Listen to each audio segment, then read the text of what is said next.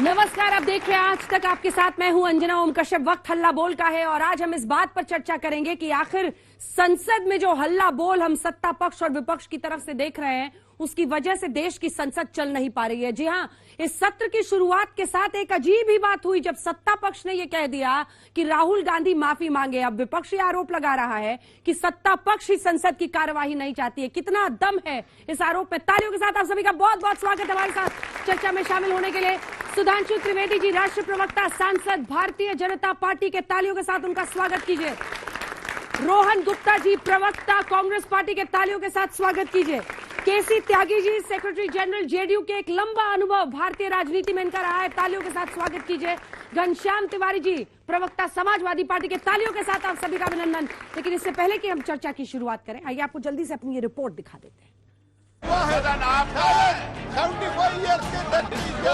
पहला दिन सोमवार, सभा की कार्रवाई 2 बजे तक के लिए स्थगित की जाती है।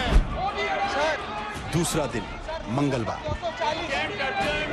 रूल नंबर 240 लाने की अनुमति है। तीसरा दिन बुधवार, चलिए स्थगित की जाती है।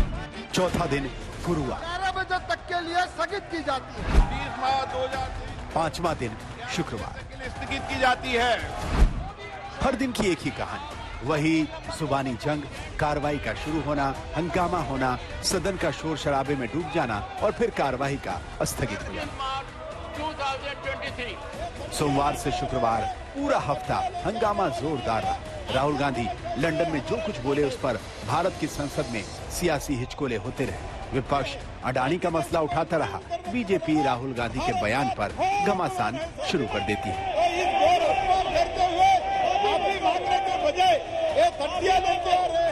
हफ्ते भर से लोकसभा का हाल देखिए। एक्शन होना चाहिए, हमारा डिमांड है सर। 13 मार्च 11 बजे शुरू, 11:09 पर स्थगित। 2 बजे शुरू, 2:20 पर स्थगित। 14 मार्च 11 बजे शुरू, 11:04 पर स्थगित। 2 बजे शुरू, 2:03 पर स्थगित। 15 मार्च 11 बजे शुरू, 11:04 पर स्थगित। 2 बजे शुरू, 2:11 पर स्थगित। 16 मार्च 11 बजे शुरू, 11:02 पर स्थगित। 2 बजे शुरू और 2:01 पर ही स्थगित। 17 मार्च 11 बजे शुरू और 11:01 पर स्थगित। I find expedient to direct leader of the house to authenticate including तो ये है देश की संसद का हाल। एक इसी पर कविता है, उछालेंगे शगुफों को, रचेंगे स्वांग संसद में, सही मुद्दों पर बहस होने नहीं देंगे, हमारी ये जिद है कि सुबह होने नहीं देंगे। किसकी गर्दन पकड़े सुधांशु जी, किसकी गर्दन पकड़े? सत्ता पक्ष, विपक्ष? क्योंकि तो पहली बार आप लोगों ने कह दिया राहुल गांधी माफी मांगे। अब सबसे बड़ा देश का मुद्दा यही बन गया है आज। जो आपने अभी दृश्य दिखाया वर्तमान सदन का, जरा पिछले सत्रों में याद करिए। ये तो हर सत्र के अंदर यह परिस्थिति है, विगत 4-5 संसद के सत्रों तक। याद करिए, यहां तो सिर्फ नारेबाजी हो रही है, वहां तो टेबल के ऊपर चढ़ जाना, सीट के ऊपर किताब फेंकना, राज्यसभा जैसे सदन में माइक खींच लेना, स्पीकर पे हिंसक हमला, ये शब्द उन्होंने प्रयोग किया है। रूल बुक फेंक के मारी गई है। ऐसा आपने कभी सोचा था? मैं सिर्फ ये कह रहा हूं, सत्र बदल रहे हैं, मुद्दों के बहाने बदल रहे हैं। मैं मुद्दों का बहाना शब्द इसलिए कह रहा हूं, मगर फितरत नहीं बदल रही है। विपक्ष की फितरत वही लगातार बनी हुई है। और जो मैंने आपसे कहा, एक कहावत है कि एक हाथ से ताली नहीं बजती, ताली दोनों हाथ से बजती है। मगर यहां तो जानते क्या है कि हर सत्र से पहले एक रिपोर्ट विदेश में छपती है। कभी जब जिस जमाने में किसान आंदोलन चलेगा तो वो ग्रेटा थनबर्ग बोल देंगी, फिर तो कभी पेगासिस का मुद्दा आएगा, तो फिर हिंडनबर्ग आएगा। एक हाथ इधर है और दूसरा हाथ 7 समुंदर पार है, और 7 समुंदर पार के दोनों हाथ ताली बजाते हैं ठीक संसद सत्र से शुरू होने से पहले। और इस बार स्थिति इसलिए हम लोग हिसाब से ज्यादा पीड़ादायक हो गई कि इस बार एक प्रकार से यह पूरे भारत की व्यवस्था को उस ताली के चक्कर में गाली देने वाली बात हो गई। मैं विनम्रता से पूछना चाहता हूं, स्वतंत्र भारत के इतिहास में कोई उदाहरण बताइए जब किसी नेता ने जाकर विदेश में यह कहा हो कि द सो कॉल्ड, चलिए डेमोक्रेसी खत्म हो रही, वो एक शब्द बोला, the so called defenders of democracy Europe and America, why they are not giving any reaction मैं जानना चाहता हूं अपने कांग्रेस के मित्र से, प्रतिक्रिया का मतलब क्या है? भारत का घेराव, भारत पे आर्थिक सैंक्शन, भारत की आलोचना, या भारत पे हमला, क्या चाहते हैं? कोई ऐसा उदाहरण बताएं जब किसी ने कहा इसका मतलब तो सीधे सीधे भारत पे जाकर बदनाम करना तो एक चीज है, सीधे विदेशों से भारत में हस्तक्षेप करने की मांग करना ऐसा कभी नहीं हुआ। इसलिए भारत की सार्वभौमिकता, सोवरेनिटी ऑफ इंडिया का अपमान है, पार्लियामेंट ऑफ इंडिया का अपमान है, कॉन्स्टिट्यूशन का अपमान है। इसलिए हमने कहा है कि माफी मांगे बगैर काम नहीं हो सकता। लोकतंत्र और कॉन्स्टिट्यूशन तो तब खतरे में पड़ता है अगर ये सच है। रोहन जी, राहुल गांधी ने ये कहा कि अमेरिका और यूरोप जैसे देश क्यों चुप हैं, ये मतलब क्या चाहते हैं वो, क्या रिएक्शन दे वो लोग? देखिए, जिस प्रकार की भाजपा की नीति रही है, मैं ही चोर, मैं ही पुलिस और मैं ही जज, चोरी भी ये करेंगे, पुलिस भी ये करेंगे और जज भी बनेंगे कि हाँ इसने चोरी की है। देखिए अंजना जी, कब तक ये लोग देशभक्ति की आड़ में अपनी विफलताओं को छुपाते रहेंगे? मैं यहाँ पे दो सवाल इनके सामने खड़े करना चाहूंगा कि एक बात कि क्या देश की सरकार के खिलाफ बोलना देश के खिलाफ बोलना है? नहीं, भाजपा भारत नहीं है। ये वो पार्टी है जिसने नोटबंदी करके देश की हालत खराब कर दी। ये वो पार्टी है जो चीन ने हमारी इतनी जमीन ले ली और आज तक के तक कोई घुसा नहीं है। ये वो पार्टी के 3 काले कानून देश पर डाल के कम से कम 1000 से ज्यादा हमारे किसानों को आत्महत्या करनी पड़ी। मुद्दा क्या है यहाँ पर? मुद्दा ये है कि क्या देश की सरकार के खिलाफ जो देश के लोकतंत्र को वीक करती है, बाहर जाके बोलना अपराध है? अगर वो अपराध है तो मैं आपके सामने एक वीडियो प्ले करना चाहूंगा। तो अगर ये भी अपराध है, बता दे भाजपा के नेता यहाँ पे जो प्रवक्ता है कि क्या ये अपराध है, तो फिर बताइए कि इसकी सजा क्या है। ये मोदी जी का वीडियो है, ये मेरा वीडियो नहीं है, ये आपके सामने है। ये क्या बोले, सुन लीजिए। पता नहीं पिछले जन्म में क्या पाप किया कि हम हिंदुस्तान में पैदा हुए। ये क्या है?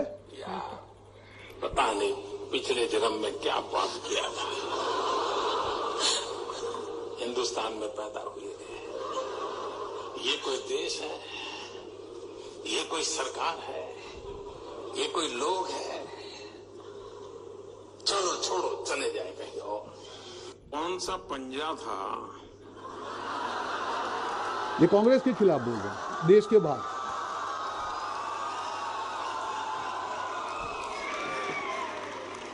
जो 85 पैसा घिस लेता था सरकार की। आपको हैरानी होगी, मैंने आकर के, पहले की सरकारें इस बात का गर्व करती थी कि हमने ये कानून बनाया, हमने फुटिकना कानून बनाया, हमने फलाना कानून बनाया। आपने सुना होगा सब चुनाव में। मेरी गाड़ी उल्टी है, उनको कानून बनाने में मजा आता था, मुझे कानून खत्म करने में आनंद आता है। अब मुद्दा, वीडियो बड़ा है, मैं ज्यादा समय नहीं लूंगा। मुद्दा ये है कि क्या देश टाइम आप मोदी जी को दे रहे हैं? नहीं, मोदी जी को नहीं दे रहा हूं, उनकी हकीकत में दे रहा हूं। ये टाइम मोदी जी को नहीं, तो देश के सामने बता रहा हूं कि दो चीजें हैं कि देश की सरकार के खिलाफ देश के बाहर जाके बोलना अगर गुनाह है तो मोदी जी ने भी गुनाह किया, उसकी भी सजा भुगते। देश के खिलाफ बोलना मैं मानता हूं गलत है। और एक मैं इनको चैलेंज देता हूं, इन्होंने 2 शब्द यूज किए कि राहुल गांधी ने कहा कि हस्तक्षेप करे और इंग्लिश में वर्ड किया इंटरफियरेंस। अगर ये दो में से एक भी शब्द, एक मिनट, आपकी जो प्रेस है, नहीं आपकी बात नहीं कर रहा हूं, आप अपने रवि प्रसाद जी आपकी जो है उनकी आप प्रेस, मिस्टर प्रसाद की प्रेस देखिए, कहा हस्तक्षेप। मुझे यही प्रॉब्लम है, जो ट्विस्ट करना वर्ड्स को, हस्तक्षेप, इंटरफेरेंस और प्रतिक्रिया, इसमें फर्क होता है। आप बता दीजिए, राहुल गांधी वाला आप सुना दीजिए, क्या बोला था उन्होंने? राहुल जी ने कहा अमेरिका, लोकतंत्र, देश का जो लोकतंत्र है, हमारा देश का लोकतंत्र, वो पूरे जो विश्व है उसका एक विभूषण है, सोने की। उन्होंने बताया कि ये इसकी हमको रक्षा करना है। और भाजपा सरकार जो, मैं आ रहा हूं उसी पर, भाजपा सरकार इस लोकतंत्र की नींव को कमजोर कर रही है। जो दूसरे लोकतंत्र है, अमेरिका और यूरोप के लोकतंत्र को ये देखना चाहिए। That's it. That doesn't mean कि उन्होंने ये कहा कि देश के खिलाफ अटैक करेगा, ये देश के खिलाफ नहीं है। मैं यही कह रहा हूं, इसलिए मैंने कहा कि मैं ही चोर, मैं ही पुलिस और मैं ही जज। इन्होंने फरमान सुना दिया, एक मिनट, लेट मी कंप्लीट। माफी मांगे, अरे माफी तो आप लोग मांगे नोटबंदी के लिए, माफी मांगे चीन के खिलाफ नहीं बोलने के लिए, माफी मांगे 3 काले कानून करने के लिए, माफी मांगे देश की जनता से झूठ बोलने के लिए, माफी मांगे कि 5 करोड़ ट्रिलियन की इकोनॉमी आप नहीं कर पाए, माफी मांगिए कि किसान की आय दुगना नहीं कर पाए, माफी मांगे कि 2 करोड़ के रोजगार आप हर साल नहीं दे पाए, आपको माफी मांगनी चाहिए, हमसे माफी मत मंगवाइए। देश के मुद्दे पे बात आएगी, लोकतंत्र पे खतरा होगा। कांग्रेस पार्टी, राहुल गांधी, हम दिल से बोलेंगे बोलेंगे बोलेंगे, आपको कितना भी प्रोपेगेंडा करना है कर लीजिए, देश की जनता आपकी है। सुधांशु जी, अभी एक माफी के लिए एक बात कहूं, अभी इनका जाके डिजिटल में रिकॉर्ड करके देखिएगा, इन्होंने कहा 1000 किसानों की डेथ हो गई। इससे पहले सब लोग 700 बोलते थे। किसान आंदोलन खत्म हुए 1 साल हो गया, 300 अलग से कहां डेथ हो गई भाई? आप चेक कर लीजिए ना, उस 1 साल में 300 अलग एक्स्ट्रा कहां डेथ हो गई? ये तो बता दो भाई। कम से कम अब 700 मांगते हैं, 70% तो मांगे, 700 के लिए मांगे, 700 के लिए मांगे, और 700 के लिए मांगे माफी। अब मैं बताता हूं, सुनिए दूसरी बात, अब सीरियस बात कहते हैं। प्रॉब्लम जो मैं पहले भी कई बार बोल चुका हूं, आजकल कांग्रेस के लोगों को ऑडियो विजुअल का बड़ा वो आ गया है, क्योंकि उनको लगता है कि अपनी बात जब न कह पाए तो ऑडियो विजुअल, या फिर समझते सामने वाले जैसे नर्सरी केजी के बच्चे हैं तो ऑडियो विजुअल दिखाना हो।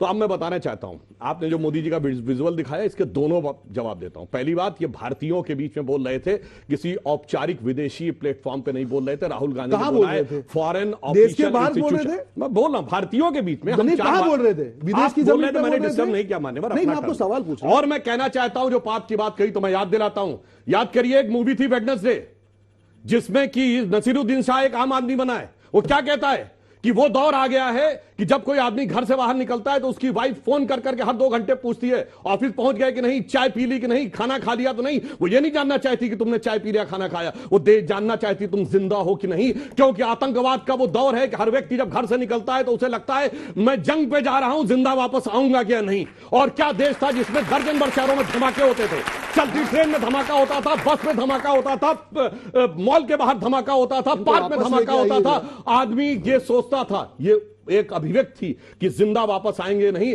आदमी जानते क्या सोच के निकलता था कि उजाले अपनी यादों के हमारे संग रहने दो, न जाने किस गली में जिंदगी की शाम हो जाए। और फिर पाप क्या था उस सरकार का? आतंकवाद पे नियंत्रण तो छोड़िए, 2007 में हवाना में जाके कहते हैं आतंकवाद से पाकिस्तान पीड़ित है, लगता है। और 26/11 का हमला हुआ नवंबर 2008 में। पाप क्यों किया वो मैं बताता हूं। जुलाई 2009 में शर्मल शेख में ज्वाइंट डिक्लेरेशन होता है इंडिया पाकिस्तान का, कहते हैं कि शांति वार्ता आतंकवाद से प्रभावित नहीं होगी। और इतना ही नहीं, बलूचिस्तान उसका हिस्सा होता है, यानी उसका आतंकवाद हमने स्वीकार नहीं किया, अपना स्वीकार कर लिया। इसलिए आप पे वो बात लागू होती है जो रामचरितमानस में कहा गया, जासुरा प्रजा दुखारी ते नप सकल नरक अधिकारी। वो पाप था कि नहीं? सुनिए, बताइए ना, यहाँ की बात कीजिए ना, देशभक्ति की। और पाप तो कहां चले गए भाई? कहां चले गए? यहाँ पे रहिए ना भाई, यहीं पे रहे ना। अरे हमने सारे उदाहरण देश के बताए, आपने आप बाहर चले गए। का सर्टिफिकेट मत ये सारे बांटिए, देशभक्ति सर्टिफिकेट सारे उदाहरण यहीं के बताए भाई। और एक और बात बताऊं, ये कहते हैं देशभक्ति, जिन्होंने बोला India is Indira and Indira is India. अरे इस महान पुण्य भूमि भारत को एक नेता के बराबर तौल दिया, और वो नेता जो हाई कोर्ट के द्वारा भ्रष्टाचार और चुनावी धांधली में दोषी माना गया था, माफी मांगी उसके लिए। आप माफी मांगिए, कांग्रेस ने आज तक माफी नहीं मांगी है उसके लिए। आप मांगिए, पार्लियामेंट में चल रही है बहस, पार्लियामेंट में चल रही है। हम लोगों का पैसा, हम सबका पैसा, टैक्स पेयर्स का पैसा उड़ा रहे हैं आप लोग। ये जो हम लोग, आप सोच सकते हो, कल्पना कर सकते हो कि मैं आऊं और 3 मिनट के अंदर पंच आउट करके चली जाऊं और मुझे सैलरी मिलेगी, लेकिन आप लोगों को मिलती है। माननीय सांसद साहब, आप लोगों को मिलती है। अंजना जी, आपने बड़ी अच्छी बात कही। हम लोग कल्पना नहीं कर सकते कि 2 मिनट की नौकरी करें और घर चले जाएं। मूल मुद्दा जानते क्या है?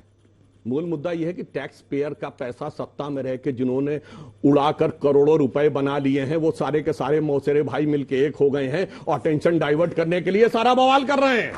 अन्यथा एक सीरियस बात कह दूं अंजना जी, एक लाइन, ये जितने दल हैं इनमें से कोई अपना नाम बताए जिसपे 2014 से पहले कभी कोई मुकदमा न चला हो भ्रष्टाचार।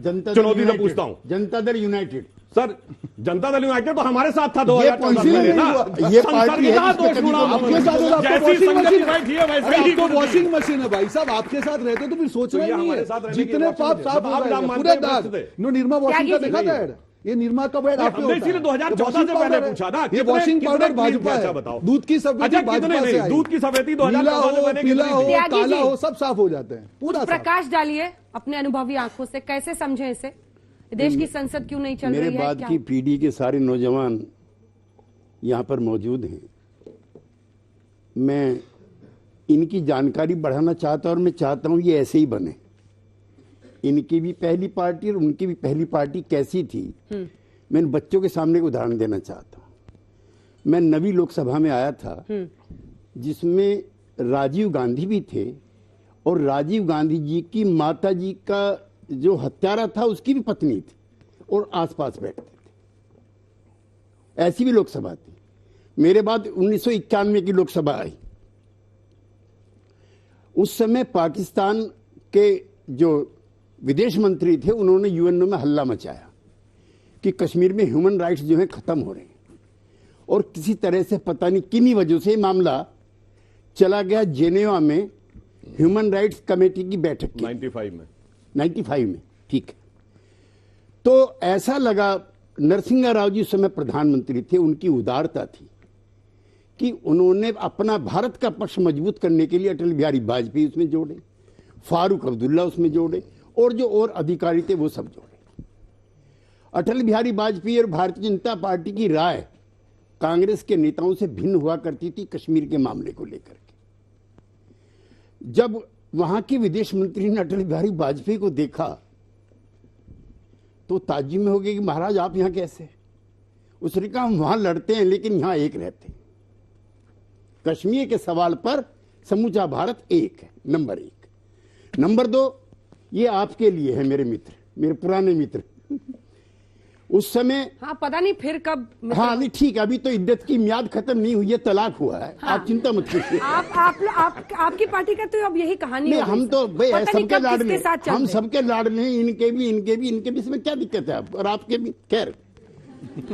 फिर वोटिंग होती है। हाँ। फिर वोटिंग होती है। सुनने लायक बात यह है, और मैं सुधांशु जी आपको बताना चाहता हूँ, हमारे जो उपराष्ट्रपति थे उन्होंने मुझको राज्यसभा में बताया, वो भी इस मीटिंग में थे।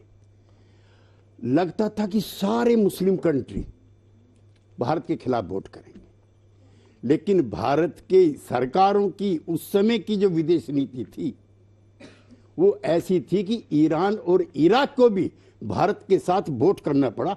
ऐसा भारत था, ऐसी पार्टी थी। तो मैं चाहता हूं पुराना युग दोबारा लौटना चाहिए। ऐसी भी नफरत ना हो, मतभेद हो, मनभेद ना हो। हाँ। और उस समय अटल बिहारी वाजपेयी जैसा नेता था, उस समय नरसिंह राव थे, एंड अबोल वाज जवाहरलाल नेहरू, जिनकी मृत्यु पर अटल बिहारी वाजपेयी बोलते हैं प्रकाश खत्म हो गया है, रोशनी दिखाने वाला कोई नहीं बचा। अब तो हम मृत्यु की इच्छा रखते हैं विरोधी दल के नेताओं के बारे में। लिहाजा ये जो प्रेजेंट क्राइसिस है ये 2024 के लिए है। वो जो अपने इंदौरी थे, राहत इंदौरी, वो एक शेर पढ़ा करते थे बच्चों कि सीमा पर बहुत तनाव है, लगता है फिर कोई चुनाव है। तो पार्लियामेंट में बहुत तनाव है, लगता है फिर कोई चुनाव है। तो 2024 का चुनाव है, ये मामला जस का तस रहेगा। मैं एक लाइन ऐड कर दूं, त्यागी जी ने जो बोला, देखिए जो 95 का इन्होंने उल्लेख किया है, आप जाके चेक कर लीजिएगा। पाकिस्तान की प्राइम मिनिस्टर बेनजीर भुट्टो ने पाकिस्तान के नेशनल असेंबली में बोला, कितना आश्चर्य है कि भारत का लीडर ऑफ द अपोजिशन आके गवर्नमेंट के फेवर में आके बोलता है। और अटल जी ने सारा क्रेडिट भी दिया था नरसिम्हा राव सरकार को, लौट के आके विरोध किया था। हमने क्रेडिट के भी चक्कर में नहीं पड़े। और आज स्थिति क्या हो गई कि राहुल गांधी जी का स्टेटमेंट पाकिस्तान यूएन में कोट करता है भारत। मैं भी कहना चाहता हूं, इतना भारी अंतर। मैं भी कहना चाहता हूं, ये उस समय की उदारता थी नरसिंह राव की, जिन्होंने नेता बना करके अटल बिहारी वाजपेयी को वहां पर भेजा था भारत का पक्ष रखने के लिए। आप क्या कर सकते हैं ऐसा? नहीं सर, विश्वास तो था कि भारत का पक्ष रखेंगे। यहाँ तो बगैर नेता बने क्या क्या कर रहे हैं, रायता फैला रहे बाहर जाके। आप सर क्या बात, आप विपक्ष में हैं, आज भी आप विपक्ष में हैं। घनश्याम तिवारी। नमस्कार आपको, दर्शकों को और को पैनलिस्ट को। दुष्यंत कुमार की कविता है, खास सड़कें बंद हैं तब से मरम्मत के लिए, यह हमारे वक्त की सबसे बड़ी पहचान है। ये खास सड़कें संसद हैं। कल नुमाइश में मिला वो चीथड़े पहने हुए, मैंने पूछा नाम तो बोला कि हिंदुस्तान है। मुझ में रहते हैं करोड़ों लोग, चुप कैसे रहूं, हर गजल अब सल्तनत के नाम एक बयान है। ये मैं इसलिए कह रहा हूं कि संसद ठप है और सरकार ने संसद को ठप किया है, क्योंकि सरकार चाहती है कि हम सब उसके चुनिंदा पूंजीपतियों को इस तरीके से देखें जैसे इंडिया टुडे ने एक तस्वीर छापी है। मैं इंडिया टुडे कॉन्क्लेव को बधाई देना चाहता हूं। आप सोचिए कितना मजबूत मंच है जिसके हम सब हिस्सा हैं। मुझे लगता है इसके लिए ताली बजानी चाहिए आप सभी लोगों को। इंडिया टुडे कॉन्क्लेव में देश के प्रधानमंत्री बोलेंगे, देश के अनेक मंत्री बोलेंगे, फ्राइडे को भी बोलेंगे और सैटरडे को भी बोलेंगे। सैटरडे को संसद नहीं चल रही तब भी बोलेंगे। सोचिए ये इंडिया टुडे कॉन्क्लेव में मंच पर जाकर के बोल सकते हैं, लेकिन संसद में जहां पे इनके पास भारी बहुमत है चुप रहते हैं, घुस नहीं सकते। क्या आपने देश के प्रधानमंत्री को संसद में घुसते देखा है? क्यों चुप है? देखा है मतलब जब इस सत्र में क्या आपने देखा है? भाई क्या सत्र में तो सत्र चलेगा नहीं, तब घुसेंगे क्यों नहीं ना। चलने दे रहे आप लोग? मैं बात पूरी करता हूं। देश के प्रधानमंत्री ने तय किया है कि संसद को चलने नहीं देना है। क्यों तय किया? जब इस सत्र के पहले भाग में वो 3 घंटे बोले तो पहली बार संसद में क्या गूंज रहा था? इंडिया इंडिया नहीं गूंज रहा था। ये लोग अपने आप को देश का सबसे बड़ा राष्ट्रभक्त मांगते हैं। क्या भारतीय जनता पार्टी के 100 सांसद इंडिया इंडिया चिल्ला रहे थे? नहीं, वो मोदी मोदी मोदी चिल्ला रहे थे। और दूसरी तरफ लोग क्या चिल्ला रहे थे? अडानी अडानी अडानी चिल्ला रहे थे। जब प्रधानमंत्री जी ने यह दृश्य देखा, उसके बावजूद 3 घंटे वो एक शब्द नहीं बोल पाए। ये भारतीय जनता पार्टी के अटल अडवाणी युग का समापन था, नरेंद्र अडवाणी युग की बुनियाद थी। तो ये जो नरेंद्र अडानी युग की जो बुनियाद है, इसमें संसद नहीं चलेगा, उनके पूंजीपतियों को इस तरीके से रख रखाव होगा। लेकिन जो देश के मुख्य मुद्दे हैं, जो इंडिया टुडे ही कहता है कि देश में 18 से 24 साल के लगभग 50% युवा बेरोजगार हैं, यहां पे बहुत सारी महिलाएं हैं, लड़कियां हैं, सब की इच्छा होगी जाके काम करें। पिछले 8-9 साल में आप देखिए फीमेल लेबर फोर्स पार्टिसिपेशन लगातार गिरता रहा है। क्या किया है इन्होंने? मैंने इंडिया टुडे के मंच पर अनेक बार पूछा है। ये लोग कहते हैं कि इन्होंने लगभग 33 करोड़ लोगों को मुद्रा लोन दिया है। यहां पे कम से कम 200 लोग हैं। आप हाथ खड़ा कीजिए, क्या आप में से किसी को मुद्रा लोन मिला है? क्या आप किसी को जानते हैं कि किसी को मिला हो? तो जो सरकार निरंतर झूठ बोलती है, जिसकी इसमें कोई इंटरेस्ट नहीं है कि आपको लोन मिलेगा कि नहीं मिलेगा, लेकिन अडानी जी को लोन मिलेगा। कोई इंटरेस्ट नहीं है कि आपकी रोजगार लगेगी कि नहीं लगेगी, लेकिन संसद ठप रहेगी। क्यों? क्योंकि राहुल गांधी को माफी मांगना है। अगर राहुल गांधी को माफी मांगना है, आप संसद चलने दीजिए। जब राहुल के साथ है नहीं, ये तो बता मैं दीजिए, ये कह रहा हूं बाकी कि मैं संसद के साथ हूं। मुझे लगता है कि जितने भी राहुल के पक्ष में है, ये जितने भी लोग हैं, ये सब वोट इसलिए करते हैं, ये सब लोग सभी लोग इसलिए वोट करते हैं कि संसद में आपका जो प्रतिनिधि चुना जाए वो आपके रोजगार की बात करे, वो आपके शिक्षा की बात करे, आपके स्वास्थ्य की बात करे। इसलिए नहीं क्योंकि प्रधानमंत्री डरे हुए हैं तो सारी समूची संसद बंद है और रोज नए बहाने बनाए जा रहे हैं। इंडिया टुडे कॉन्क्लेव में तो जा सकते हैं, लेकिन वो संसद जो आपके घर के बगल में है वहां नहीं जा सकते। जवाब दीजिए सुधांशु जी, क्योंकि 3 वर्सेस 1 है। देखिए ऐसा है, पता नहीं उन्होंने भी शेर सुना दिया, इन्होंने भी, तो 3 मैं वर्सेस 1 नहीं है, 203 वर्सेस 1 है। बोलिए। नहीं, वो तो सर वो एक अकेला सब पे भारी है इधर। भारी नहीं और है। सुनिए, देश पे भारी है, बेरोजगारी है, महंगाई है, बहुत भारी है। और सुनिए, इतना भार बढ़ चुका है, उधर जो हटाना एक है। अकेला है ना, इतना भारी है। अरे सर, ये उधर जो एक अकेला है वो बाकी किसी भारी ना भारी, अपनी पार्टी बहुत भारी है। 137 साल में ला के सबसे बुरे दौर में ला के खड़ा कर दिया, 2 बार नेता प्रतिपक्ष बनने की स्थिति नहीं आई। कह रहे नहीं मैं, तो मैं इन दोनों को एक इनके बारे में एक लाइन बताता हूं जो इनके विचारधारा के कवियों ने लिखी है, और मोदी जी के आगमन से बहुत पहले जब भाजपा का कुछ भी नहीं था। समाजवादी पार्टी का प्रतिनिधित्व करते हैं। समाजवादी के एक बहुत बड़े कवि थे अदम गोंडवी, समाजवादी थे, और बाद में उन्होंने समाजवादियों के अंदर जिस प्रकार का भ्रष्टाचार और अपराध आता देखा, तो उन्होंने एक पंक्ति लिखी थी कि काजू भुना है प्लेट में, विस्की गिलास में, उतरा है रामराज यों विधायक निवास में। और आगे की लाइन ये थी, मेरे वर्ड नहीं है उनके, पक्के समाजवादी हैं तस्कर हो या डकैत, कितना असर है खादी के उजले लिबास में। ये किसने लिखा? आपके कवि ने लिखा, आपके लिए, हमारे ने। अब इनके लिए बंशीधर शुक्ल थे, स्वतंत्रता आंदोलन में कांग्रेस के लिए जेल गए। मेरे ख्याल से त्यागी जी ने जरूर नाम सुना होगा, ऑल इंडिया रेडियो में जॉब करते थे। 50 के दशक में ही उन्होंने देखा, जैसे आजादी के बाद 50-60 के दशक में जब उनको लगा कि इतना भ्रष्टाचार कांग्रेस में आने लगा था, उन्होंने एक कविता लिखी, हुईगा स्वतंत्र भारत हमार। वो थोड़ा अवधि में है, तो उन्होंने कहा, कॉलेज की सब खिड़की स्वतंत्र, टीचर लड़का लड़की स्वतंत्र, हाकिम स्वतंत्र हरहा स्वतंत्र, गलियार घूर चरहा स्वतंत्र, परतंत्र हुए ईमानदार, हुईगा स्वतंत्र भारत हमार। मेरे ख्याल से तब ना भारतीय जनता पार्टी थी, न मोदी जी थे, जिस जमाने में आप ही के लोगों ने ये 2 चीजें आप लोगों के लिए लिखी थी। इसीलिए मैंने विनम्रता से पूछा है, क्या मुलायम सिंह जी के ऊपर डिस्प्रपोर्शनेट एसेट के केस हमारे सत्ता में आने से बहुत पहले से नहीं चल रहे हैं? ये बताइए, 95-96 के दौर में क्या कांग्रेस के ऊपर, मनमोहन सिंह जी के जमाने के आप बस उनकी प्रथाओं का निर्वहन कर रहे हैं। नहीं सुनिए ना, मैं तो ये कह रहा हूं ना, मनमोहन सिंह जी का दौर छोड़ दिए, नरसिम्हा राव जी देश के पहले प्रधानमंत्री थे। प्रधानमंत्री पद से हटने के बाद उनको भ्रष्टाचार के मुकदमों में जाके खड़ा होना पड़ा। हम थे क्या उस समय? राजीव गांधी जी के ऊपर बोफोर्स का आरोप लगा, भारत के पहले प्रधानमंत्री थे जो सीधे किसी भ्रष्टाचार में के आरोप में घेरे में आए। हम थे क्या उस समय? सब आपका चरित्र है भ्रष्टाचार, और इस समय सारे के सारे मिलकर एक हो गए हैं और सब मिला के कर रहे हैं हाहाकार। और इसलिए मुख्य मुद्दा भ्रष्टाचार है।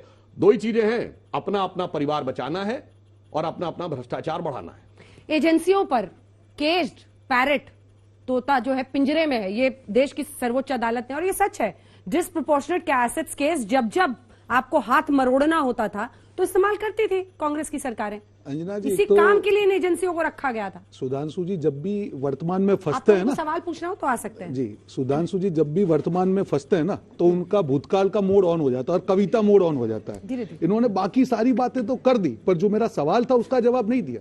क्योंकि सुधांशु जी, आप जैसे भाजपा के नेता है कि आपकी जो मैं शायरी जानता नहीं, पर आप लोगों ने बोला मैं भी छोटा सा राहत इंदौरी जी को पढ़ के सुना दूं कि भाजपा के नए किरदार आते जा रहे थे पर नाटक वही पुराना चल रहा है। क्योंकि देशभक्ति का सर्टिफिकेट इनको बांटने का ऊपर से लाइसेंस मिला है कि हम भी देशभक्त हैं। जिन्होंने भारत छोड़ो यात्रा का विरोध किया, जिन्होंने अंग्रेजों के साथ मिलकर देश के साथ गद्दारी की, जिन्होंने मुस्लिम लीग के साथ मिलकर सरकार बनाई, जिन्होंने तिरंगे का विरोध किया, जिन्होंने संविधान का विरोध किया, जिन्होंने राष्ट्रगान का विरोध किया, 52 वर्ष तक अपने बीच में मत बोले, मैं आपके बीच में नहीं बोला, आराम से राष्ट्रगान का विरोध किया, 52 वर्ष तक तिरंगा नहीं फहरा, वो गांव को राष्ट्रभक्ति का सर्टिफिकेट बांध रही, देश की जनता जानती है। मुद्दा यहां पे मैंने बात की जो शुरुआत की, एक भी सवाल का जवाब नहीं था, सिर्फ इतना सवाल, अगर देश के बाहर जाके सरकार की उसके खिलाफ बोलना अगर वो गुनाह है तो मोदी जी ने गुनाह किया है। देश के खिलाफ नहीं बोला, ये मैं चैलेंज के साथ बोलता हूं। तो कौन से मुद्दे पे आप संसद रोक रहे हैं? आप जेपीसी को रोकने के लिए संसद रोक रहे हैं। आपको मालूम है कि अगर जेपीसी बन गई, आपका जो दूध का दूध है, पानी का पानी जनता के सामने आ जाएगा। और इसीलिए चार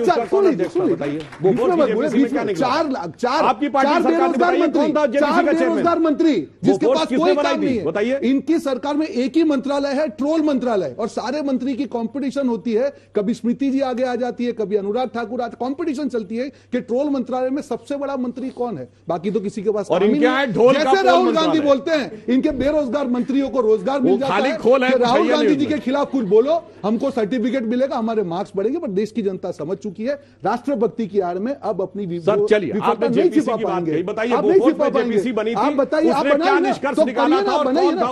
बनाइए ना। हम इतिहास का क्लास नहीं रख रहे हैं भाई साहब। आप जेपीसी बनाइए, इतिहास में जेपीसी क्यों नहीं बना रहे? क्या आप बताइए, इसीलिए मैंने पूछा ना, क्यों नहीं बना रहे? मैं बताता हूं, इनको देखिए खुद नहीं पता है इनकी सरकार के समय में जेपीसी बनी थी। बताइए, आपको विश्वास है ना अपनी सरकार पे? सर बता रहे हैं, निर्मा वॉशिंग पाउडर है नहीं या भाजपा वॉशिंग पाउडर है? सब कुछ दिल जाता है। अरे ये दाग इतने बुरे हैं, ये तो दाग अच्छे हैं वाले। अभी इनके ऊपर दाग आ गए, दाग बहुत अच्छे हैं, अब इनके दाग बुरे हो गए, अब इनके दाग बुरे हो गए। आप सुनिए, हम बता रहे, देखिए सुप्रीम कोर्ट ने जब कमेटी गठित कर दी है, मैं आपसे पूछना चाहता हूं कि अगर किसी विषय पे सुप्रीम कोर्ट जांच कर रही है, क्या संसद का सुप्रीम कोर्ट की समझ अधिक बेहतर है किसी चीज को जांच करने के संदर्भ में या कांग्रेस के नेताओं की? ये मैं दर्शकों के विवेक को छोड़ता हूं कि राहुल गांधी की बुद्धि ज्यादा सही है या उनकी। और जेपीसी में जवाब देता हूं, उनको नहीं पता था बोफोर्स पे जेपीसी बनी, सारी पार्टी चेयरमैन भी शंकरानंद थे और उन्होंने सबको क्लीन चिट दे दिया था। सुनिए, बहुत कम समय में पूरा सबको क्लीन चिट दे दी थी। और बाद में जब जांच हुई तो क्वाटोची का अकाउंट, उसमें पैसा सब कुछ निकल आया जो जेपीसी में सब साफ हो गया था। चलिए आप एक जवाब दे दीजिए, उसके बाद इन बच्चों के सर एक सवाल तो सुन लीजिए। आप ही आपने कहा बड़ा दिल दिखाने की जरूरत है, लेकिन नरेंद्र मोदी वो शख्स है जिसके खिलाफ विपक्षी सांसदों ने पत्र लिखकर कि उनका यूएस ट्रैवल को बैन किया जाए, इस तरह की चिट्ठियां लिखी। उसके बाद से आप देखिए, चौकीदार जो उनके लिए फ्रेज गढ़ा गया था, चोर तक कहा गया। अभी जो पवन खेड़ा की गिरफ्तारी हो रही थी तो ऑन रिकॉर्ड वहां पर नेता मोदी तेरी कब्र खुदेगी का नारा लगा रहे थे। तो ताली तो दो हाथ से बजती है। मेरी पार्टी ने, मेरे नेता ने आज तक, जब मैं आपके सामने खड़ा हूं, नरेंद्र मोदी जी के बारे में एक शब्द भी ऐसा नहीं कहा जो असंसदीय हो। और मैं आपके मंच से कहना चाहता हूं, मैं चाहता हूं कि उनकी उम्र 100 साल हो, लेकिन उनकी चुनाव में पराजय हो। 200 साल उनकी उम्र हो, लेकिन पॉलिटिकली हम लड़ें। मैं अपने मित्र सुधांशु जी की बात पे कहना चाहता हूं, जिन्होंने समाजवादियों का चित्रण किया है। डॉक्टर लोहिया, जॉर्ज फर्नांडिस और नीतीश कुमार को आपके नेता नरेंद्र मोदी जी ने कहा कि देश में इनसे बढ़िया कोई समाजवादी नेता नहीं है, तो सारे समाजवादियों को एक थैली में मत रखिए। लंबे समय तक हमने आपने काम किया है जॉर्ज फर्नांडिस पर, नीतीश कुमार पर, और इनकी सरकार में भी और इनकी सरकार में भी नीतीश कुमार पे चवन्नी की चोरी का इल्जाम नहीं है। अकेला नेता है जो 17-18 साल तक देश का मुख्यमंत्री रहा है, लेकिन किसी के चंगुल में नहीं फंसा। लिहाजा सारे समाजवादी मतलब बाकी चंगुल में फंस रहे हैं क्या? ये तो आरोप तो लगी रहे सब पे। और एक चीज और बोल दूं, सुनिए, आरोप तो लगी रहे। मतलब सिर्फ नीतीश कुमार ही पाक हाँ साफ है? बिल्कुल, नीतीश कुमार पर आज तक कोई आरोप नहीं लगा। मतलब बाकियों की तरफ आप उंगली उठा रहे हैं? सुनिए, समझ मैं लीजिएगा इनको नहीं कह रहा हूँ। इन्होंने जो कहा समाजवादियों के बारे में, मैं उसका जवाब मतलब एजेंसियां सही काम एंड कर आई रही एम हैं। Proud of to be a socialist. ठीक है, छोटे छोटे सवाल जल्दी पूछे, मैं माइक पकड़ी हुई हूँ। हाँ सर, मेरा आपसे ये सवाल है कि आप आज माफी को छोड़िए, राहुल गांधी ने माफी नहीं मांगी, आप आज बताइए महंगाई के ऊपर। अभी मोदी जी हर घर हर गांव में तो एलपीजी गैस प्रोवाइड करवा दिए हैं, लेकिन क्या कोई भी गरीब उसे एफर्ड कर सकता है? इस पर आपका क्या कहना है? आपने महंगाई की बात कही, तो अभी जब राहुल गांधी जी का विषय है तो कांग्रेस तमाम लोगों ने कहा इससे पूरा वर्ल्ड इंटीग्रेट हो चुका है, सारा ट्रेड एंड कॉमर्स से एक है, तो कौन सी फर्क पड़ गया अगर विदेश में जाके कुछ बोल दिया? तो मैं पूछना चाहता हूं, हाँ उसी पे आ रहा हूं, एलपीजी पे आइए, मैं इसी बिंदु पे आ रहा हूं। ये बताइए इस समय कोई एक देश बताइए जहां महंगाई की दर भारत से अधिक हो, बताइए। आप लोग सब युवा छात्र हैं, G7 G20 में खोजिए, और विकास की दर भारत से कम हो। वर्ल्ड की ग्रोथ रेट है 2.9%, भारत की है 6%। इस समय इस पूरे दौर में भारत सबसे बेहतर स्थिति में है महंगाई के दौर में। और इन्होंने अभी बोला था, मैं बेरोजगारी पर भी बोलता हूं, पीरियोडिक लेवल सर्वे का डाटा, मैं डाटा के साथ बोल रहा हूं, ऐसे हवा में नहीं जैसे लोग कभी कह देते हैं। उसका अभी का जो लेटेस्ट सर्वे है उसने कहा अब वो 4.1% पे आ गई है बेरोजगारी की दर, जो 2018 के बाद सबसे कम है। यानी अब कोविड के दौर के बाद अब हम निकलना शुरू हो गए हैं, नॉर्मल होने की स्थिति की तरफ आ गए। छोटा सा जवाब। हाँ। देखिए यहाँ पे करीब 200 लोग हैं, मैंने कहा, ये कहते हैं 4%। सरकार का बयान है कि बेरोजगारी केवल 4% है। क्या आप सरकार का नहीं भाई, पीरियोडिक लेवल सर्वे, आप पढ़े लिखे हैं सर, ऐसे मत ठीक बोलिए। है, आपके सर्वे के हिसाब से हमारा सर्वे नहीं भाई, पीरियोडिक लेवल सर्वे, फिर यही प्रॉब्लम। मैं ये कहना चाहता हूं, क्या आप, इनके कहने का मतलब ये है कि देश में 25 में से सिर्फ एक युवा बेरोजगार है, 4% का वो मतलब होता है। क्या आप सहमत हैं? क्या आपके आसपास 25 में से एक ही युवा बेरोजगार है? क्या आपके घर परिवार में 25 में से एक ही? जो सरकार आंकड़े की ऐसी कलाबाजी करे, जब आप अपने घर के सिलेंडर की बात पूछें तो कहें कि G20 में देखिए किसी के घर में कितनी महंगाई है। क्या आपने G20 को वोट दिया था? आपने मोदी जी को वोट किया था जब स्मृति ईरानी जी ने सिलेंडर सिर पे लिया था और मोदी जी ने कहा था बहुत हुई पेट्रोल डीजल की मार, बहुत हुई सिलेंडर की मार। ये धोखा आप लोगों से किया जा रहा है और इसका जवाब संसद में मिलना चाहिए, इसलिए संसद अब इसमें फैक्ट रख दूं, सुनिए, आज भी एलपीजी का सिलेंडर कितना है? 1000 रुपए का है ना?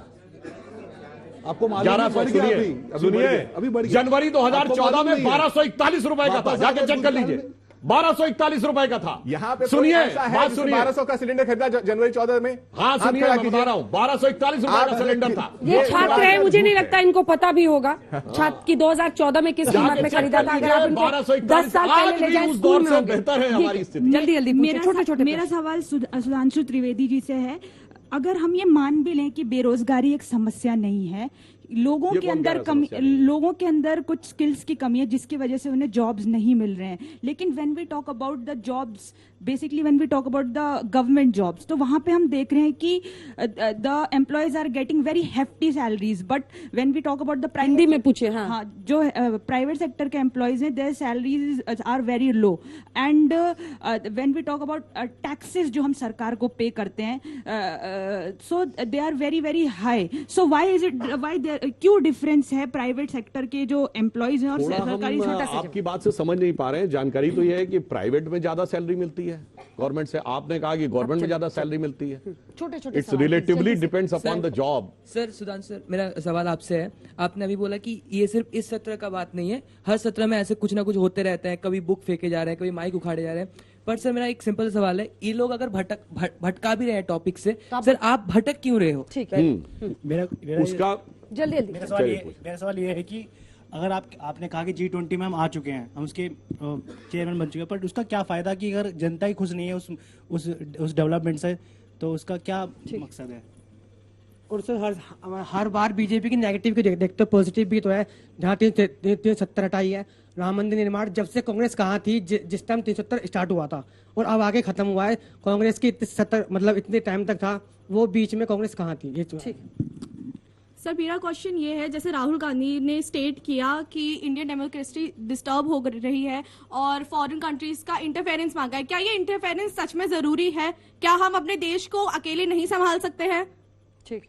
मेरा बीजेपी से सवाल है, जितनी भी जनता यहाँ पे बैठी है, आज तक आपने जितनी भी स्कीम्स निकाली हैं, उस स्कीम्स का कौन से गरीब और कौन से मिडिल क्लास को फायदा हुआ है आज तक? ठीक है, छोटा सा। सर मेरा सवाल आपसे ये है कि कह रहे हैं कि महंगाई, बेरोजगारी और अडानी के मुद्दे से भटकाने के लिए आप सीबीआई ईडी कर रहे हैं। ठीक है, जवाब दीजिए। ना जो सारे मौसम प्रश्न बदल रहा है, हाँ नहीं मौसम बदल रहा है, बिल्कुल उस बात का जवाब देते हैं। देखिए समस्या मौसम ये है बदल ना, रहा है, आप अहंकार लोगों ने छोड़िए। कहा, तभी तो मैंने पूछा 2014 से पहले बताइए सीबीआई ईडी सबके इनके पीछे थी कि नहीं?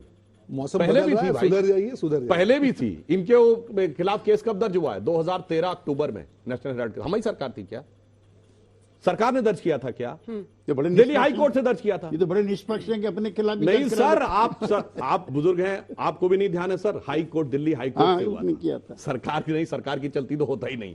इसलिए मैं कह रहा हूं, ये सदा सर्वदा से ऐसे हैं, ये सारे के सारे लोग आकर, और जो घोटाले थे कभी भी इन्होंने जांच नहीं की। हम सब में कोर्ट गए और सब जगह से हमको राहत ठीक है, मिली। छोटे छोटे मगर जिसके बाद जवाब एंड में दीजिएगा। देखिए रोहन जी, अंजना जी, मौसम बदल रहा है, इनको समझना पड़ेगा। जनता के सवाल है, आप सरकार में हैं, 9 साल से विपक्ष की आलोचना कीजिए, अटैक कीजिए, पर आप सरकार में काम करने के लिए हैं। और मोदी जी ने बहुत बड़े वादे किए थे जिसके लिए जनता ने वोट दी। आखिरी चीज, इन्होंने अभी भ्रष्टाचार की बात की। 5412 केसेस दर्ज हुए हैं। मैं इनको चैलेंज करता हूं, एक भी भाजपाई का नाम बता दीजिए। आपका जो वॉशिंग पाउडर कितना साफ है, और मैं आपकी मार्केटिंग कर रहा हूं वॉशिंग पाउडर की। देखिए मित्रों, इनका वॉशिंग पाउडर देखिए कि 5412 केस में एक भी भाजपाई नहीं। इसके लिए जोरदार तालियां हो जाए इनके वॉशिंग मशीन के लिए। अरे भाई, अब आप कहते हैं जेल में कोई भला आदमी नहीं है, तो उसके लिए हम क्या करें भाई? विश्वास शर्मा साहब, जेल में कोई भला आदमी नहीं होता है, साफ हो गए। बताइए, कोर्ट कचहरी में, थाने में कोई भला आदमी नहीं जाना चाहता है, तो कहते बताइए कचहरी में कोई भला आदमी नहीं दिख रहा है, थाने में कोई भला आदमी नहीं दिख रहा है, क्या बेकार का तर्क है? त्यागी जी, कांग्रेस पार्टी के शासन काल में भी ईडी, सीबीआई, इनकम टैक्स काम करती थी, और उस समय हम खरा बोल के मानेंगे आप? और हम और ये दोनों तीनों उसके शिकार आपका थे। अच्छा है सर, दोनों घर में झांके हुआ है हाँ, अंदर से। तीनों 1 2 3 सब पता है। लेकिन भारतीय जनता पार्टी जो हमारी पुरानी मित्र पार्टी है, उसने इनके सारे रिकॉर्ड तोड़ दिए, सारे रिकॉर्ड तोड़ दिए। चूंकि कोई दल बचा नहीं है छोड़ के हमारे दल को, जिसके नेता पर डिस्प्रोपोर्शनेट मुकदमे ना दर्ज हो। बीजू जनता दल पे भी नहीं है सर। देखिए, जिसपे नहीं है तो नहीं है।